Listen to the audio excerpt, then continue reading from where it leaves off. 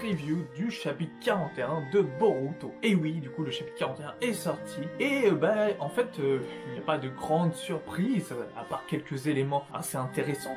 Mais sinon le chapitre est assez pas basique parce qu'il est sympa, il est vraiment très sympa parce que pour plusieurs raisons dont je vais revenir en abordant du coup ce qui s'est passé dans ce chapitre là. Mais il n'y a pas de révélation non plus de fou malade comme on a eu ces derniers temps et c'est normal que forcément de temps en temps ça avance à son rythme, ça avance, mais qu'il n'y ait pas tout le temps de gros rebondissements ou de twists. Donc voilà, on va commencer... Ah, la caméra est partie en couille. Donc on n'a pas eu énormément d'informations, mais on a des informations quand même assez intéressantes. Donc j'y reviens maintenant. Du coup le chapitre commence avec une sorte de brainstorming de l'équipe 7, de la nouvelle équipe 7, donc y compris avec Kaoki. Et c'est assez impressionnant parce que du coup, parce qu'ils ont déduit des choses. Ils ont déduit des choses, etc. Ils élaborent une stratégie, ce qu'on n'avait plus du coup dans Boruto, et même très peu dans Naruto Shippuden, mais dans les premiers Naruto, dans les tomes 1 à 27, c'était ça qui était vraiment génial. Il y avait pas mal de choses exploitées, il y avait toujours plein de techniques, etc. C'était toujours la stratégie. Donc essayer de comprendre comment l'ennemi fonctionne pour pouvoir le battre. Et on avait vraiment perdu ça, ce côté-là. Et là on est dans le chapitre sur ça. Et c'est vraiment très bien, moi ça me sympa.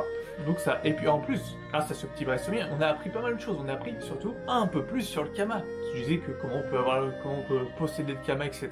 Mais aussi le pouvoir du Kama. Normalement le Kama peut aspirer tout Ninjutsu. Et la brume noire ne pouvait pas l'aspirer. Pourquoi? Parce que la brume noire n'est pas du chakra. En fait, du coup, le Kama ne peut aspirer que des corps énergétiques comme du chakra, mais pas de la matière. Genre, si par exemple tu fais un Suiton, tu peux l'aspirer avec ton Kama, mais s'il y a déjà une mer, tu vas pas pouvoir aspirer la mer qui existe déjà. Donc tu peux pas aspirer la matière. Voilà, il y a une limite quand même au Kama. Et c'est intéressant de voir qu'il y a des limites au Kama parce que du coup il y aura forcément des trucs anti-Kama, forcément qui vont arriver, des outils spécialisés contre ça, puisqu'on apprend que du coup Boro, grâce au Sharingan de Sarada et grâce à Mitsuki, grâce à Mitsuki qui avait du coup prélevé un petit peu de brume noire avec un serpent, et du coup Sarada, grâce à son Sharingan, elle a pu voir que la brume noire était du coup un virus. C'était un virus qui se baladait dans la nature, et du coup dès que tu les respires, paf, t'es niqué. Il y avait que Sarada qui n'avait pas eu le virus du coup. Et du coup, c'est à ce moment-là que Mitsuki se dit que pour une meilleure coordination, il faut un chef d'équipe. Et ils ont pas tort,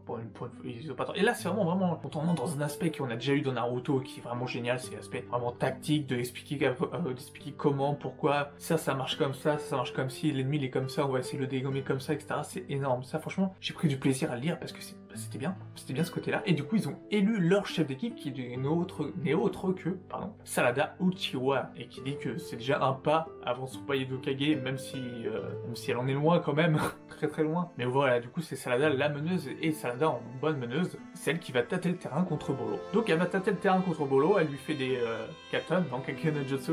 Je veux bien faire avec l'accent au début, je suis malade. Avoir du mal. Du coup, elle lui fait des katons un peu partout, et elle remarque que Bolo est certes puissant, mais il avance très doucement. Mais en fait, Bolo, son but, c'était de l'encercler de sa brume noire pour que du coup, Sarada, puisse être infectée comme les autres, et du coup, être paralysée, etc.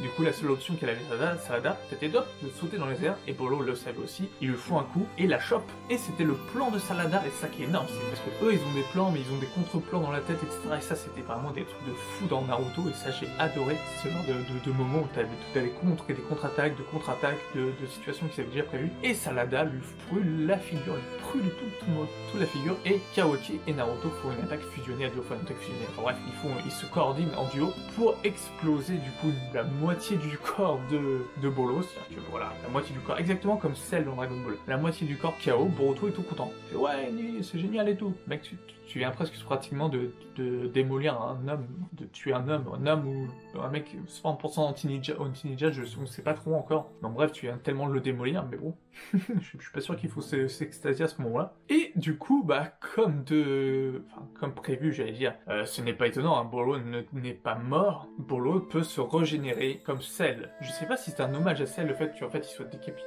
la moitié de son corps a été arraché et que du coup, il peut se régénérer. Comme ça m'a fait vraiment pensé à celle dans Dragon Ball, à ce moment-là. Je ne sais pas pourquoi. Je sais pas si c'est un hommage ou si c'est pas du tout voulu, mais bon, enfin bref, en tout cas ça m'a fait penser à Dragon Ball. Du coup, Bolo, il se pose quand même la question, c'est mais comment ça se fait que bah, du coup ils sont plus affectés par la brume noire? Et tout vient de Mitsuki qui avait tout prévu depuis le début et qui dit que ça vient d'un tic entre guillemets de son père. C'est de récolter plein de choses. Il avait récolté un peu de brume noire pour pouvoir que Salada l'analyse, et il avait récolté un peu de sang du coup de Bolo qui faisait office d'anticorps. Donc Boruto, Kawaki, Salada, Mitsuki ont des anticorps et ne sont plus affectés via la nuit, via la brume noire, pas la nuit noire pardon, via la brume noire. Du coup Boro, il est quand même acculé et il se dit putain ils sont quand même assez balèzes l'équipe là, franchement l'équipe 7 est assez balèze, et donc fonce directement 3 sur là où Naruto est scellé pour s'en prendre à Naruto. Kawaki fait non, Boruto s'en rend compte qu'il veut s'en prendre à son père, etc.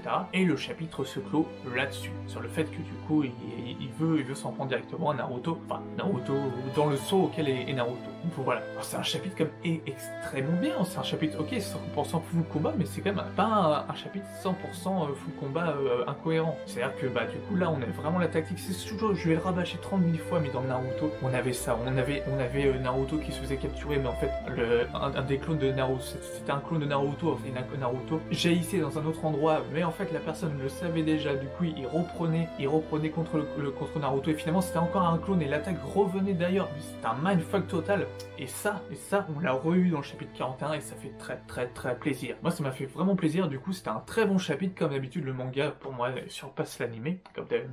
Mais voilà, du coup on a eu un très bon chapitre, et bah j'espère quand même que dans les prochains chapitres on aura du Kashin Kojin, parce que on l'attend en tournant. Ok, là il y a le combat contre Bolo, du coup on est dans le deuxième chapitre du tome 11 si je ne dis pas de conneries. Du coup ouais, c'est le deuxième chapitre du tome 11 et on en a la moitié.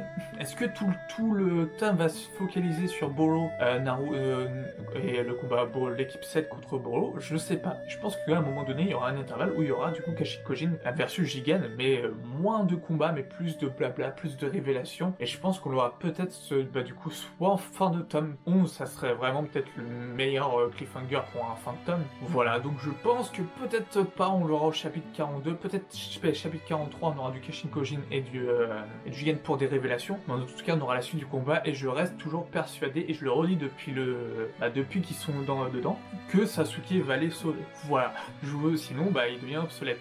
C'est le seul qui peut faire voyager avec un ninjutsu spatio-temporel avec les Otsutsuki, et du coup maintenant Kawaki, si Kawaki connaissait déjà l'utiliser, c'est un peu cuit pour le fait que Sasuke, l'utilité de Sasuke.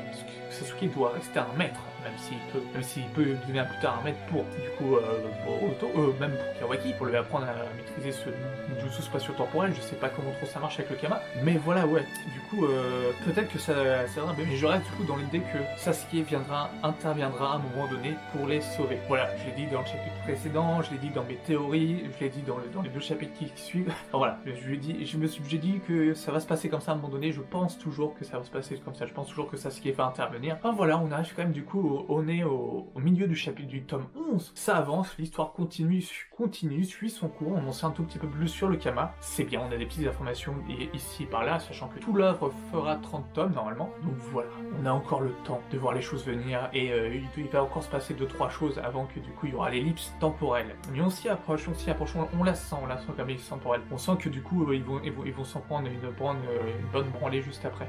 Je pense que là ils ont réussi à contre-attaquer, mais je pense que Bolo va re-contre-attaquer et va les mettre en difficulté, Sasuke viendra les aider. Pour moi c'est tout, mais j'en parlerai dans ma vidéo théorie de qu'est-ce qui va se passer du coup dans le chapitre 42. Sur ce, n'hésitez pas à me dire si vous avez aimé ce chapitre, à laisser un pouce en l'air, toujours à commenter, à me dire ce que vous pensez de l'univers, etc. Qu'est-ce que vous avez aimé, qu'est-ce que vous n'avez pas aimé, qu'est-ce que vous attendez pour la suite, et à vous abonner pour ne rien manquer du coup des autres vidéos sur Naruto et Boruto. Sur ce, je vous souhaite une bonne fin de journée ou soirée, cela dépend quand est-ce que vous regardez la vidéo. Ciao!